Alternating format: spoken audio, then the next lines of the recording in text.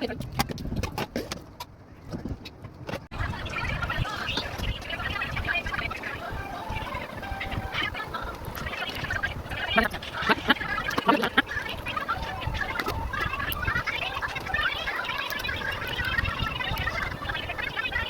अस्सलाम वालेकुम, I hope you all are doing good. So today मैं आपको ईद मुबारक बोलूँगी। ये 2 to 3 डेज़ बैक का मेरा ब्लॉग है।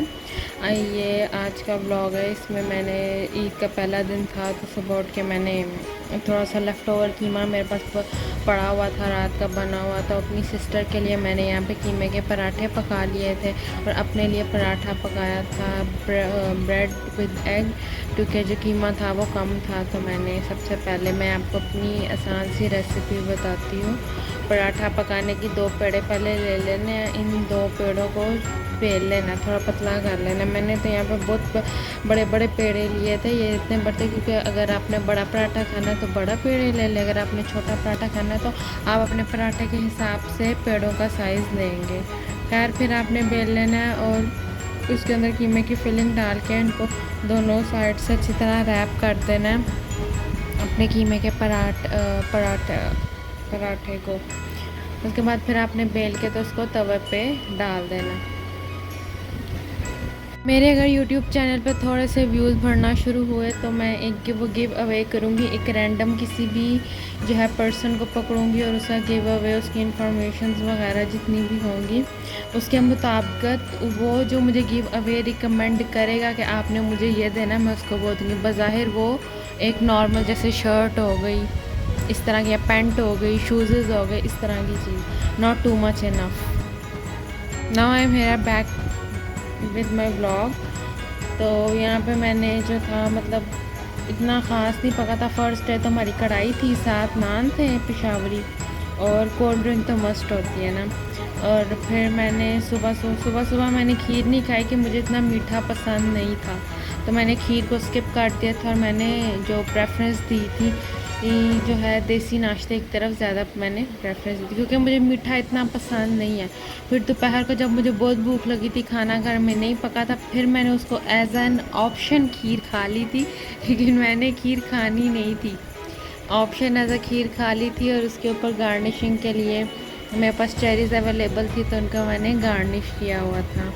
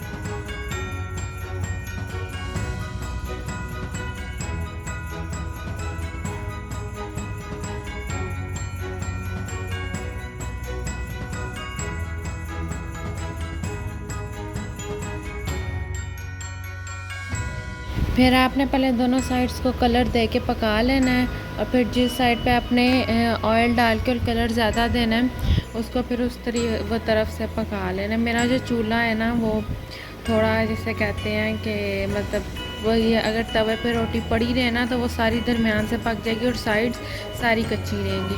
अगर साइड्स को आपने पकाना है तो जिस तरह मैं थोड़ा उठा उठा के जिस तरफ से कच्चा मुझे फ़ील हो रही है रोटी है उसी तरह फिर वही तरफ तवे पर वो रख के तो मैंने रोटियों को पकाया था।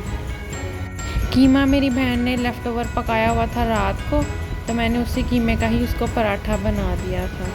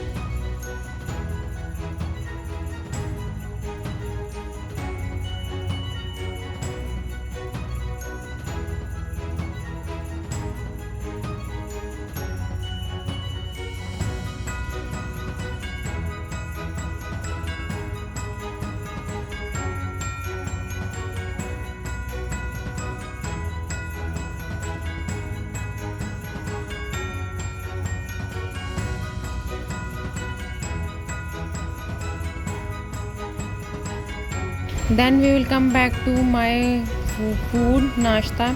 सबसे पहले मैंने पका ली था लेयर वाला पराठा, और जिस तरह आम पकाते हैं हम पेड़े को सबसे पहले गोल करके और खुशके में लगा के इसको पेड़े को बेल लेंगे। जब ये थोड़ा बड़ा हो जाएगा रोटी इसके ऊपर ऑयल लगा के फिर इसको फूल की तरह, गुलाब के फूल की तरह फोल्ड कर लेंगे और फिर उसको बेल के और फिर आपने बहुत ज़्यादा पतला नहीं गूंदना, आपने थोड़ा मोटा गूंदना है, क्योंकि जब आप इसको बहुत पतला गूंदेंगे ना रोटी को तो जितने भी लेयर्स आपने बनाई होंगी वो सारी लेयर्स जो हैं वो डिस्ट्रैक्ट हो जाएंगी। आपने मेन ये करना है कि आपका जो ये होगा पेड़ा होगा इसको आपने इतना बेलना नहीं है। मैं आपको एक हैक बताती हूँ, अगर ये जो आपके आटे के ऊपर एक सिकरी आ जाती है ना, that's makes too much bad, ये बहुत बुरा लगता है सिकरी। आपने एक शॉपर पकड़ना है, उसको आपने आटे के ऊपर जो है वो रख देना और इतना एयर टाइट हो कि आप जब अपने आटे को अगली दफ़ा वो रोटी पकाने के लिए पकाएं तो आपका जो आटा है वो सिकरी ना हो या जिसे कहते हैं ब्लैक आटा ना हो। इसी तरह ही आपका ये बहुत, मैं आपको वो बताऊँ, ये आपको बहुत अच्छा है क्या कि आपके ऊपर सिकरी नहीं जमेगी, ना आपका आटा ज़ाया होगा ना आपका आटा ख़राब होगा। और एक और हैक भी बताती हूँ, अगर आपने आजकल तो बहुत ज़्यादा गर्मी है ना, अगर आपने आटा गूंदना है ना, क्योंकि फ्रिज भी आजकल इतनी ज़्यादा टेम्परेचर है कि फ्रिज भी काम नहीं कर रहे, आप जब बर्तन धो लें ना उसके बाद आप अपना आटा गूंदे, से होता है आपके जो हाथों की गर्मी होगी वो थोड़ी कम हो जाएगी बर्तन धोने से, और जो आपका आटा है वो काफ़ी अरसा रह भी जाएगा, तकरीबन 2 to 3 डेज़ तक रह जाएगा। लेकिन फ़िलहाल तो हम उतना ही गूंदते हैं जितना ज़रूरत हो, 1 दिन या 2 दिन के लिए, या आप अभी दोपहर को गूंदेंगे तो कल सुबह तक ख़त्म हो जाए और फिर आगे जो है हम नया आटा यूज़ करें। लेकिन अगर आप ज़्यादा गूंदते हैं तो ये प्लस पॉइंट ये है, बर्तन धो के अपना आटा गूंदे, आपको जो आटा वो आपका आटा बहुत अच्छा गूंदा जाएगा।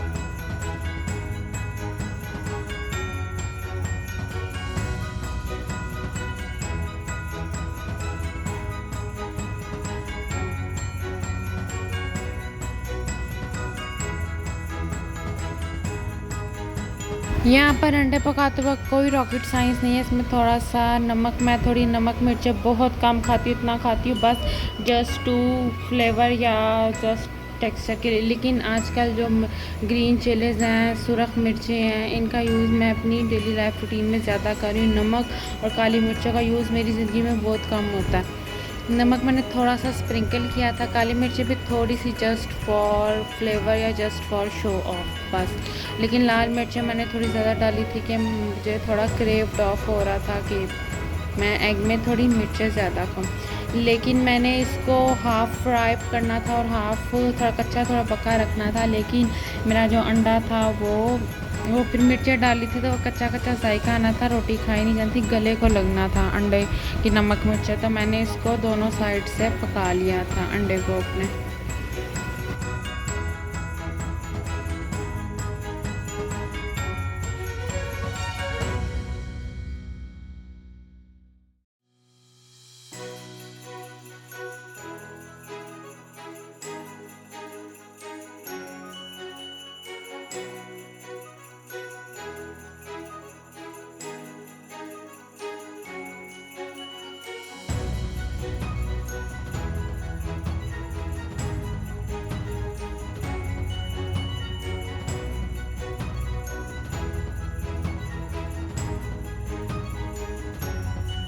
यहाँ पे चाय की आम सी रेसिपी है, चाय में कोई इतनी रॉकेट साइंस नहीं है।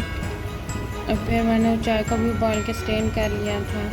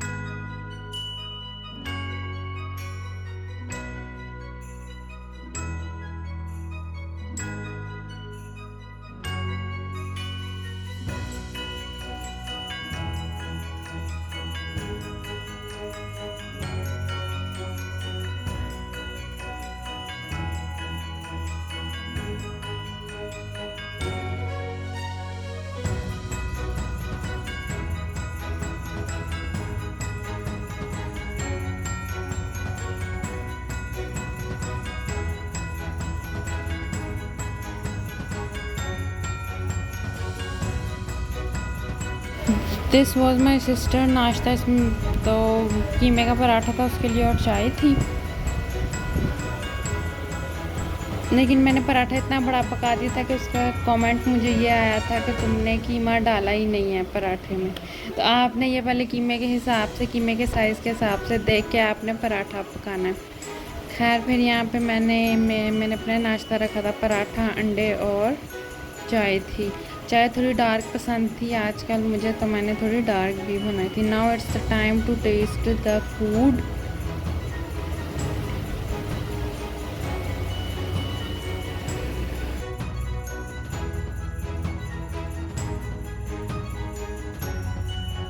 Do let me know in the comment section that how you like my video. Like, comment, share and subscribe my YouTube channel and do support me on my YouTube.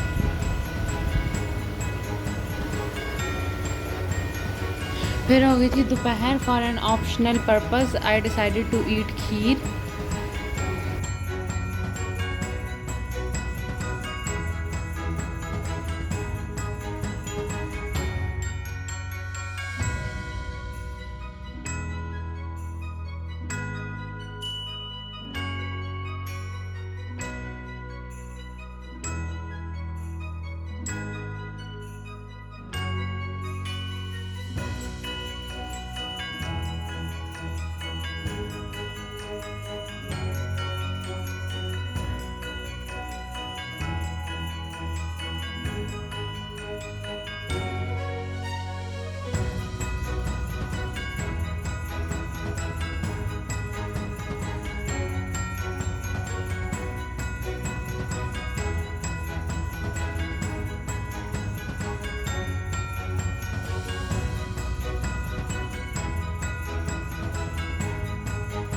After show offing my cherries, I decided to take out from the kheer.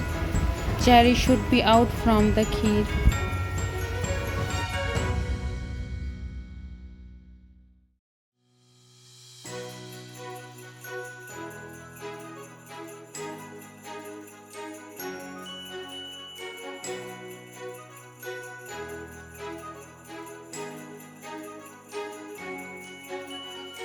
Now it's the time to pour the kheer into the plate, and now it's the time to eat the kheer or food or any dessert, you can say it.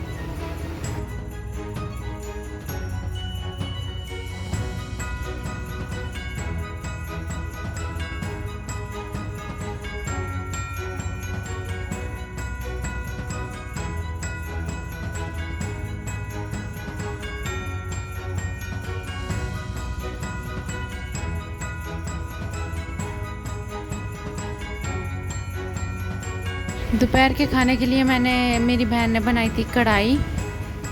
वो simple सी थी, कोई इतना जो है वो over नहीं था, बस सिंपल जिस तरह आम कढ़ाई बनाते हैं बिल्कुल उसी तरह ही की कढ़ाई थी। इसमें से टमाटोज़ के हम पील ऑफ कर रहे थे छिलके।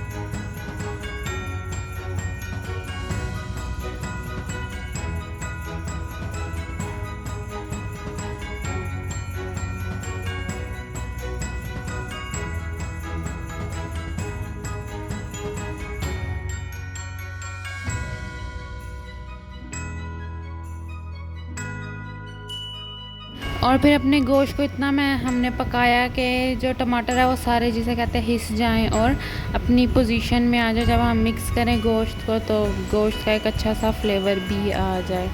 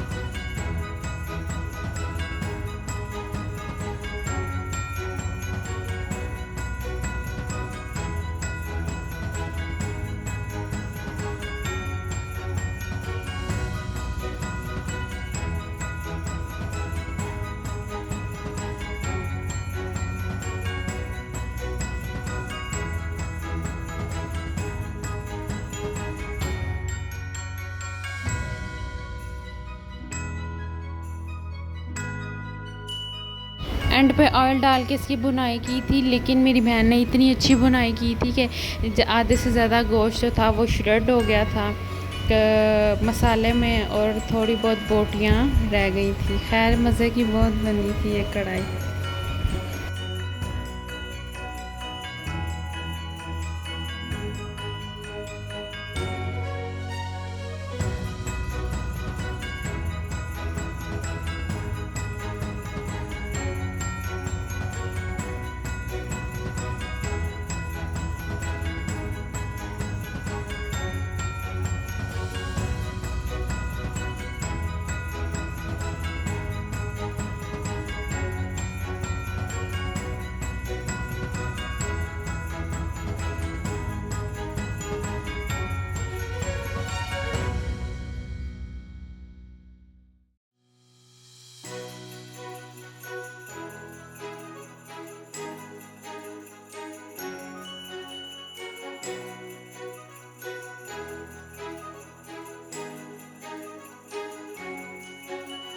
जब मेरी कढ़ाई बिल्कुल बन गई थी तो एंड पीक पॉइंट पे मैंने हरी मिर्चियाँ डाल दी थी और धनिया की सीजनिंग्स को ऐड कर दिया था।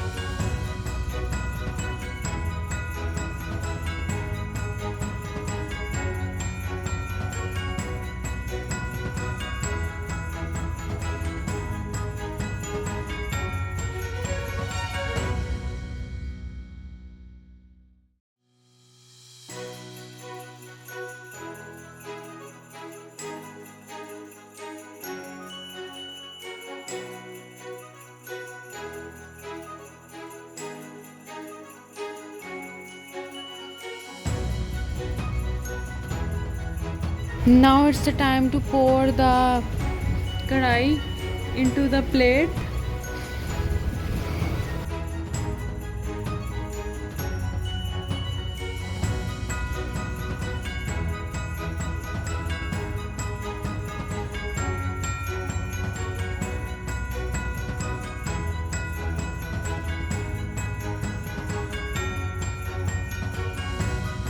Now it's the time to taste the food को टेस्ट करना कि कैसी बनी थी कढ़ाई।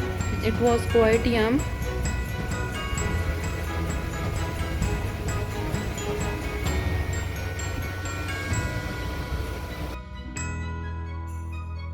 Cold drink is not optional, it is compulsory.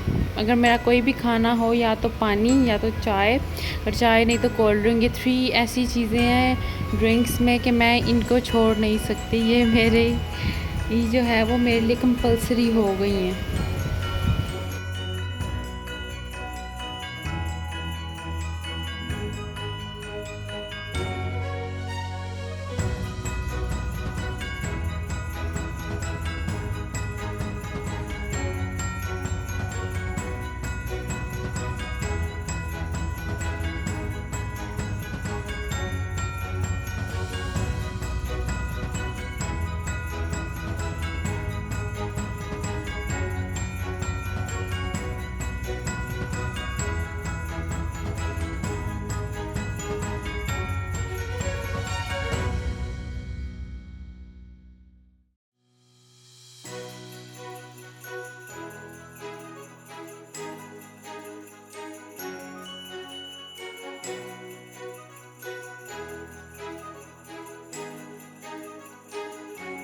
अपना बहुत सारा ख्याल रखें, दुआओं में याद रखें। अल्लाह हाफिज़।